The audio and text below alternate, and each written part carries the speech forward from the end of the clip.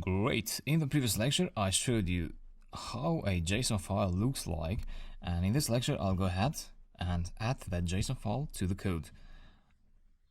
Remember, I provided you with the JSON file in the previous lecture. You could download it from the lecture resources. And so this GeoJSON method gets a data attribute which is equal to the file object of the JSON data. So basically you need to create a Python file object which you can create with open. Remember, open is a classic Python method for creating file objects. So there goes the path of the file. This happens to be in the same directory with my map1.py script, so I'm just passing world.json.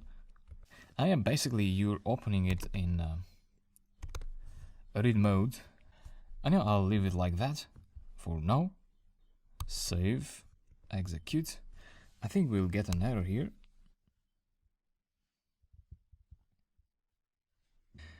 Yeah, we need to add an encoding parameter there, as suggested by the error message. So that goes inside the open method. Equals to UTF-8 sig.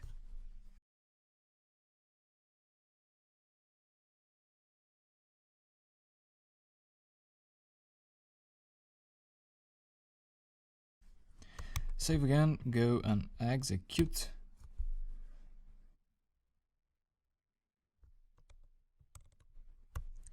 Reload.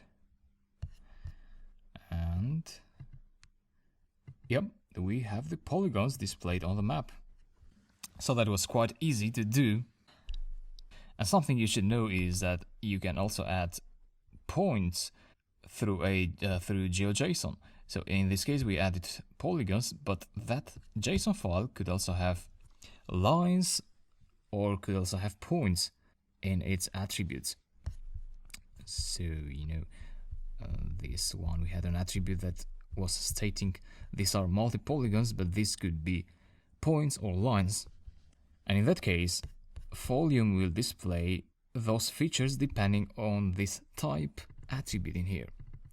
Of course, you'd also have the coordinates attribute with the coordinates of the line, so the points where the line breaks and turn.